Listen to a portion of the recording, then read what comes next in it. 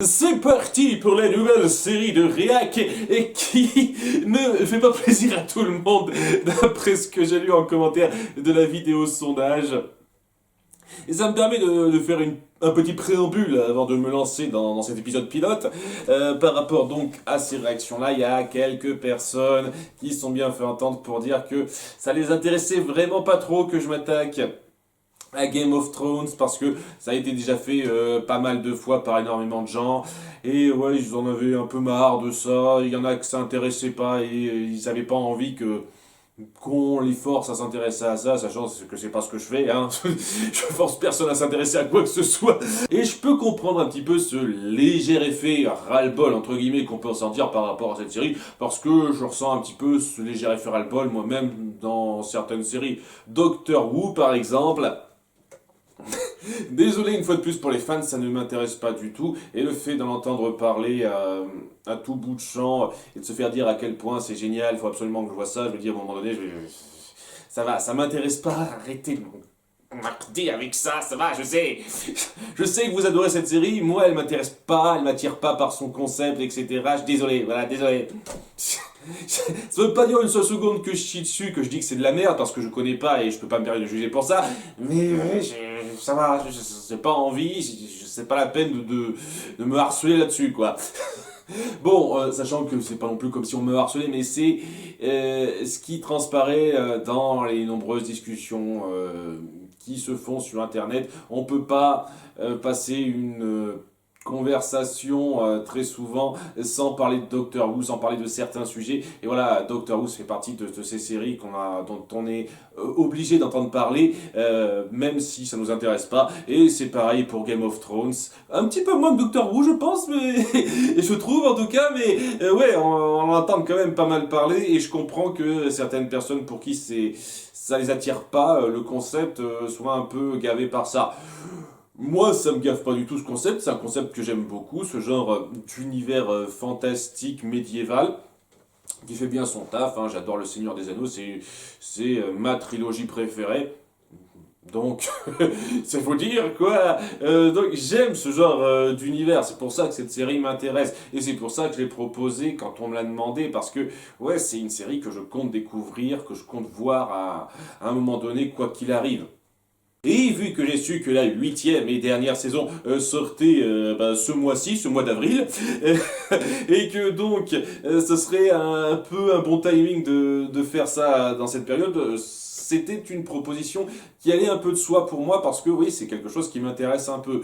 Mais ouais, je suis désolé pour ceux qui sont pas intéressés par cette série, qui trouveraient ça peut-être un peu trop redondant avec ce qui a été dit avant. Je vais essayer d'avoir ma propre opinion et d'être un peu à part des autres, mais oui, je ne peux pas promettre que je vais forcément dire des choses super à part, et peut-être que ça vous plaira pas, peut-être même que vous essayerez même pas de regarder ne serait-ce que cette vidéo-là pour ça, et désolé pour vous, il faudra attendre la suite. Mais voilà, je suis un petit peu la vie majoritaire, et il y a une très grosse majorité qui a préféré Game of Thrones. Au reste, la première fois qu'il y a eu une majorité aussi écrasante même. Il y a 73 épisodes, donc ça durera un petit peu moins que 4 mois logiquement. Et oui, après on repartira sur des séries qui vous seront peut-être plus familières, hein. Je suis l'opinion générale par rapport à ça. Et sérieusement, moi je suis plutôt à fond dans l'idée de découvrir cette série parce qu'elle m'attire bien, le concept m'attire. Et du bien que j'en ai entendu, ça a l'air d'être mon genre de cam. Avant de commencer, encore un petit truc à préciser, et après je parle de l'épisode, rassurez-vous, je vais en parler. Je n'y vais pas totalement à l'aveugle, parce que oui, j'en ai parlé, c'est un truc qui est super populaire, et c'est difficile de ne pas en entendre parler, même si on n'essaye pas d'en entendre parler de cette série. Et donc il y a certains points qui m'ont été un petit peu spoilés dans le déroulement de cette série, que je ne serais pas surpris de découvrir lorsque ça se produira. Par exemple, je sais qu'il va arriver quelque chose au personnage de Sean Bean à un moment donné.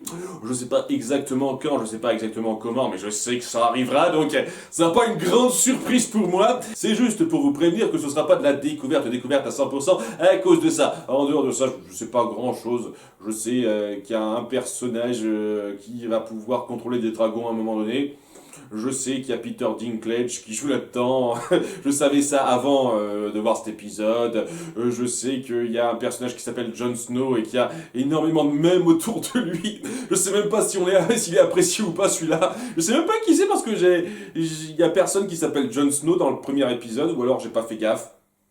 Quoi qu'il en soit, il y a beaucoup de choses que je vais découvrir à une très large majorité de choses que je vais découvrir. Mais il y a certains points, je les verrai un petit peu venir. Voilà. Maintenant que c'est dit, c'est parti pour l'épisode pilote. Et ouais, ça promet beaucoup, hein, j'avoue. Déjà que les épisodes durent assez longtemps, hein, j'ai vérifié, 55 minutes, 1 heure. Donc ça va être du bon gros visionnage. Il prendra un peu plus de temps que d'habitude.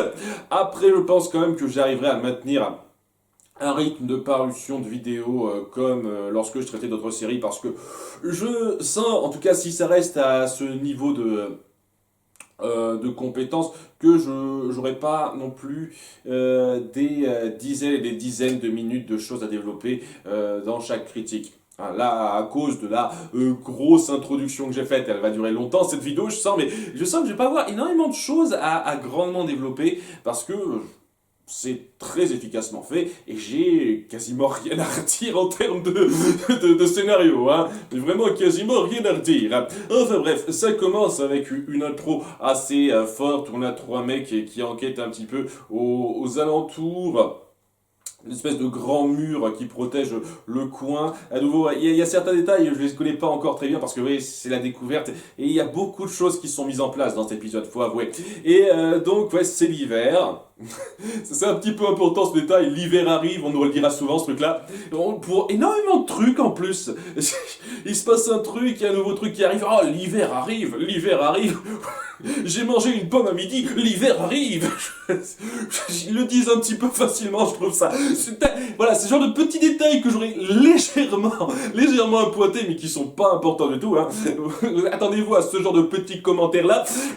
Donc, il y a 3 mecs qui enquêtent, enfin qui voient un petit peu ce qui se passe dans un coin reculé où il y a tout un tas de cadavres qui sont amoncelés, dont un cadavre de fille. Et il y a un personnage très énigmatique qui en ressort, dont on voit seulement la silhouette et pas totalement le corps, et qui se charge de ça, et qui semble avoir des pouvoirs un peu mystiques, puisque à un moment donné on voit le corps de la petite fille reprendre vie, et ce mec là finit par buter 2 des 3 personnes qui inspectaient le coin, et c'était ça l'intro. Il y avait bien l'attention, l'ambiance qui s'instaurait par rapport à ça, c'était très efficace pour mettre dans le bain, vraiment très efficace. Suite à ça, on a donc l'intro, le générique, qui, j'avoue, pète la classe. Il y a un aspect carte du monde qui se déploie avec une musique un petit peu palpitante par-dessus, ça fait très bien le taf. C'est bien prenant ce générique. Et c'est là qu'on va découvrir notre clan principal, point d'interrogation, avec, je sais plus leur nom, on a dû leur donner 2-3 fois, c'est Stark ou Start, un truc comme ça, je sais plus trop, avec le seigneur à leur tête, c'est-à-dire Eddard, Sean Bean, qui a pour surnom Ned. Ça fait un petit peu bizarre quand même, on l'appelle plus souvent Ned que Eddard, alors que, ouais, Eddard, ça envoie quelque chose lorsqu'on dit le seigneur Ned, ça fait... Ça me fait un petit peu moins. Je préfère Eddard à Ned, personnellement. Et qui a 5 enfants. Il a pas chômé, le gars. Et un bâtard. Je sens que ce détail-là sera important. Et parmi ses enfants, il y a plus notablement le cadet de la famille, hein, le gamin de 10 ans, je sais plus son nom, qui n'est pas si doué que ça à l'art, qui s'entraîne, mais il s'en sort pas très bien. Et un truc que j'ai à vraiment concéder à dire de bien dans l'ambiance que ça instaure, c'est que ça reprend bien la mentalité qui représente un petit peu cette époque médiévale que ça veut dépeindre, c'est-à-dire que oui, il y a les garçons qui sont voués à être des guerriers et les femmes qui sont vouées à être les personnes qui s'occupent du foyer et souvent un peu les possessions des mecs, hein. Il y a ce genre de mentalité très propre à l'époque qui est mise en place, avec notamment fille cadette du roi. D'ailleurs, je dis qu'il a 5 enfants, mais est-ce que c'est les 5 fils ou pas? Et je dis 5, j'expliquerai pourquoi dans pas longtemps. Donc, et il y a sa fille qui est un petit peu plus âgée que son fils, qui s'appelle Arya, qui, lorsque son frère apprend l'archerie, doit apprendre la couture. Et ça la gonfle, hein, elle aime pas trop ça. Elle essaye de frimer un petit peu en montrant qu'elle sait tirer à l'arc mieux que son frère. Dans un moment que j'ai trouvé assez marrant, dans le sens où j'imagine bien que comment ça se serait déroulé si ça avait été un tout petit peu différent. Parce que elle tire à l'arc de derrière lui. Mais genre derrière lui pour atteindre la cible qui vise lui. Donc, ouais, elle a dû tirer genre à 10 cm de sa tête ou un truc comme ça. J'imagine un petit peu ce qui serait passé. C'est-à-dire, c'était un petit peu trompé si elle avait touché son frère et l'avait tué. Oui. Ah, je vais prouver que je suis bonne à l'arc. Oh merde, j'ai tué mon frère. C'est... La mise en scène un petit peu par rapport à ça, c'était un petit peu un peu risible, je trouve. On aurait pu la mettre à un autre endroit. Mais c'est juste, à nouveau, ce genre de micro-détails, pas grave du tout, hein. Pas grave du tout. Allez pas croire que j'ai un problème avec ça. Donc... ça ira pas plus loin que ça pour l'instant dans cet épisode et on va plutôt s'intéresser pour l'instant à le déserteur, le troisième gars qui s'est pas fait massacrer par le gros méchant de l'intro, qui est capturé par les soldats du seigneur Eddard et qui est amené à lui pour se faire exécuter pour désertion. Voilà. Avant ça, il raconte un peu ce qui s'est passé et comme quoi les autres... Autres, c'est le terme qui est dit dans la VOST, parce que je regarde ça en VO. Donc c'est écrit autre, mais il dit White Walkers ou un truc comme ça. Enfin, il y a Walkers dedans. Donc, est-ce que c'est une traduction fidèle? Est-ce que c'est comme ça dans la VF ou pas? Je ne sais pas. Mais si c'est comme ça dans la VF, ça veut dire que c'est les méchants de Lost. Mon Dieu, on les appelle les autres aussi. C'est un peu bizarre quand même cette traduction White Walkers. Il me semble qu'en autre, c'est quand même un peu différent. Mais enfin bon, ok, pourquoi pas. Donc il les prévient qu'ils sont en chemin, malgré le fait que, semble-t-il, on les a déjà affrontés avant dans la région et ils sont barrés, ils sont censés ne plus revenir. Bien entendu, ça va leur revenir en pleine gueule quand ils apprendront qu'ils sont bel et bien revenus, mais ça, je pense que ce sera pour l'épisode suivant. Donc il se fait exécuter, le gars, alors que en rentrant, il se rend compte de certains massacres qui ont lieu d'animaux. Déjà un cerf et ensuite une maman louve. Et c'était plutôt wouhou comme moment, hein, parce que la maman louve est morte. Et il y a quand même ces 5 petits qui essayent de la téter alors qu'elle est morte. Et, voilà, et tu dis waouh! C'est glauque, c'est super glauque. Et c'est là que je dis que je dis 5 enfants, mais est-ce que c'est 5 fils légitimes ou 5 enfants au total? Je sais, j'ai pas très bien compté ça parce que il voit qu'il y a 5 loups, 5 jeunes loups, hein, louveteaux, qui sont laissés derrière et alors qu'il leur donne de les tuer parce qu'ils survivront pas sans leur mère, il y a un des fils qui dit il y en a 5 comme tes 5 enfants. Et le loup représente un peu notre emblème, donc ouais, ce serait cool qu'on les qu'on les adopte chacun l'un l'autre. Et le mec Eddard dit oui, ok, mais c'est vous qui vous en occupez, hein, les enfants. Hein. C'est vous qui les nourrissez, c'est vous qui les sortez, c'est vous qui les lavez, c'est vous qui nettoyez leur caca. Hein. On est d'accord? Pas dans ces termes-là, mais c'est un peu ce qu'il dit. Tandis que, à nouveau, le bâtard du roi, c'est-à-dire l'enfant qu'il a eu avec quelqu'un d'autre que la reine, prend le loup bâtard, lui aussi, parce qu'il y avait un loup bâtard. Waouh, symbolisme. Un petit peu fort, c'est le symbolisme, et voilà. Et en rentrant, on partira sur quelque chose d'autre. C'était une petite mise en bouche. Et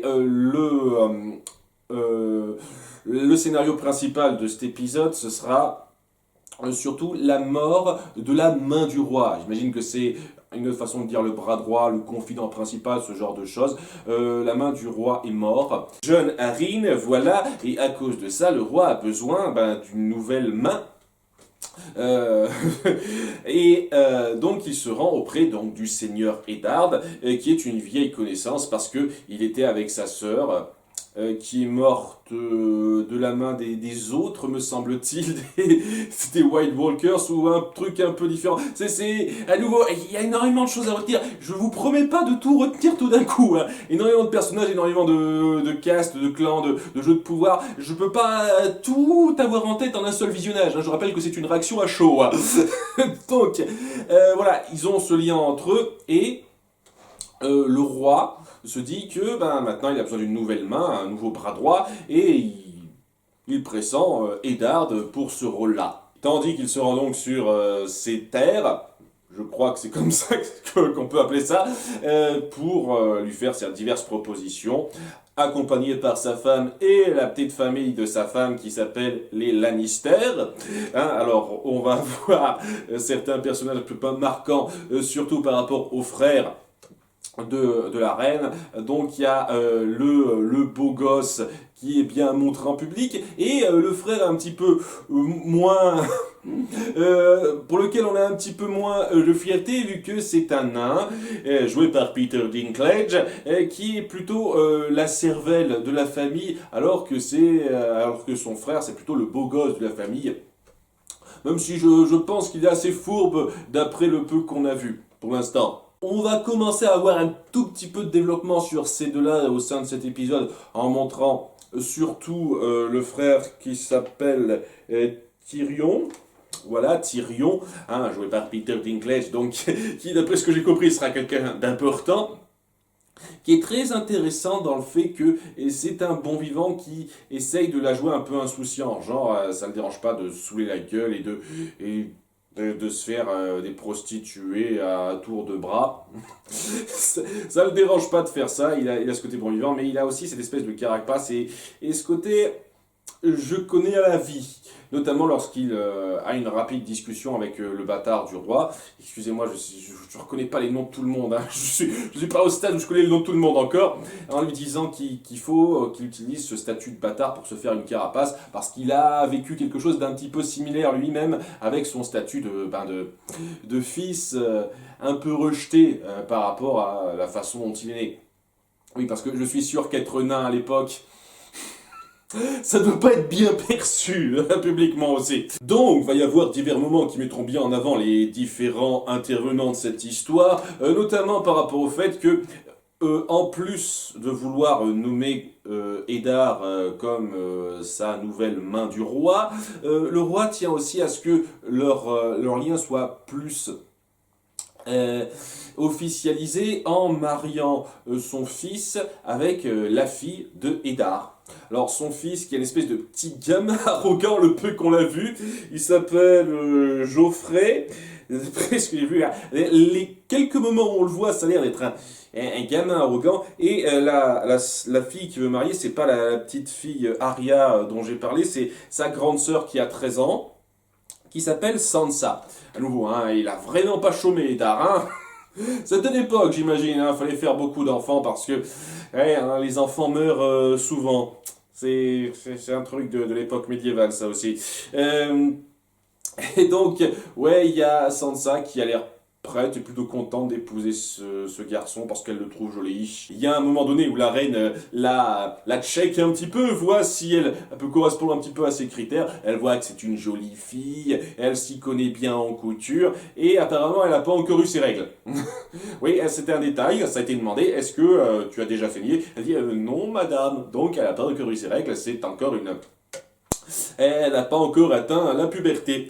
Ça va être important, j'imagine. Mais j'aime bien ce truc, ce détail où on est assez cru dans ce genre de choses, quoi. Le sexe, la maturité sexuelle, ce genre de choses, c'est montré assez crûment et c'est évoqué assez crûment. C'est quelque chose que j'apprécie bien, ça.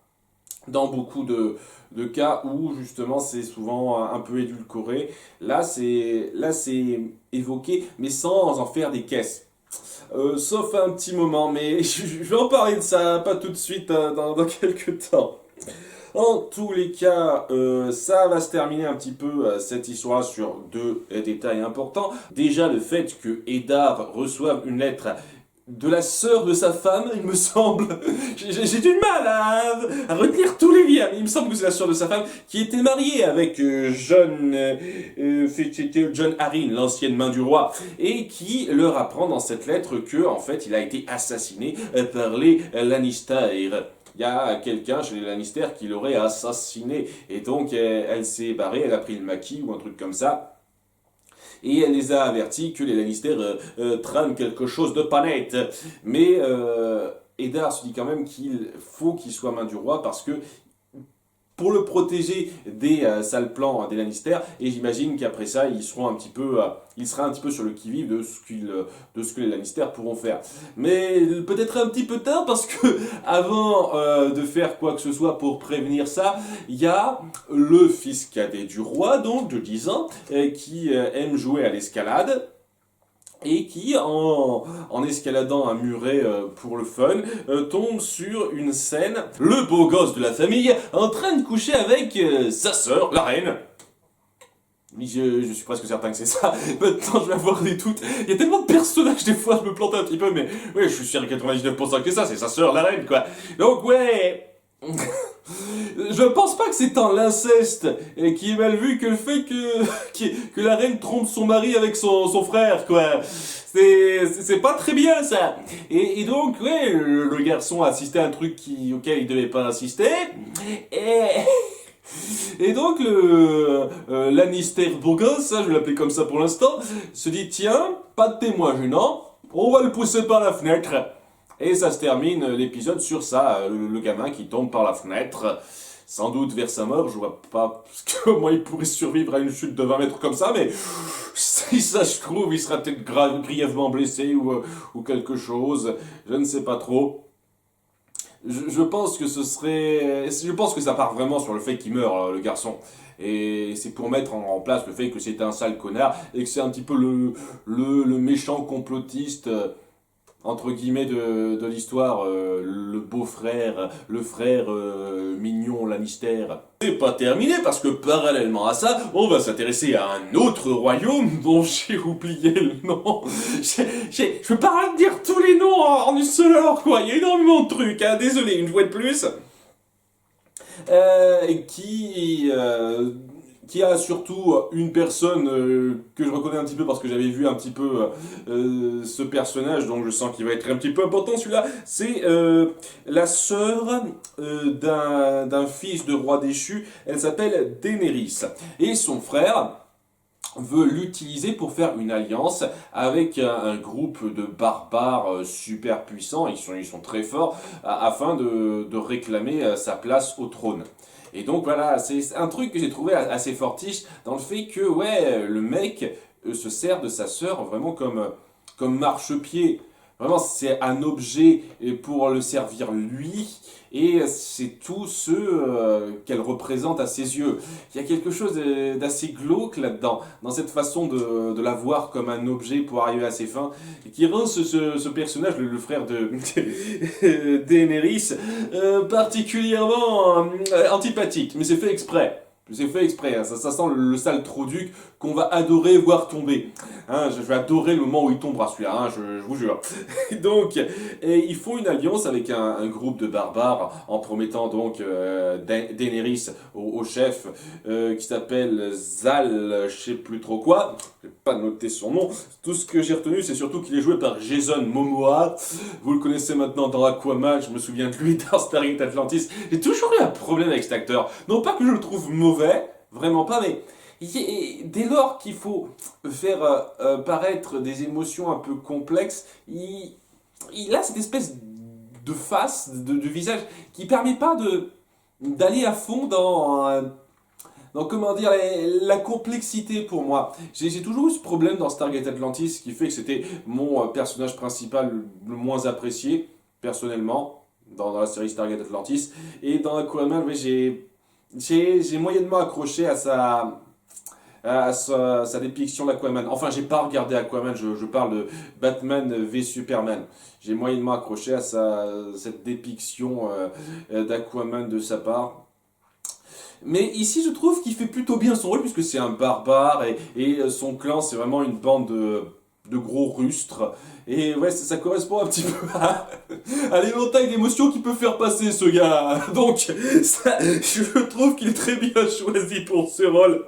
Il le fait bien passer. Voilà, désolé hein, pour l'acteur. À nouveau, je trouve vraiment pas qu'il soit mauvais, mais c'est juste que il a un visage, honnêtement, qui lui permet pas d'aller plus loin que certains types de rôles, personnellement. Enfin, d'un point de vue strictement subjectif. Enfin, nous sommes d'accord, hein, si ça se trouve, c'est pas votre cas. J'ai pas regardé Aquaman, peut-être qu'il se démarque très bien dans ce film.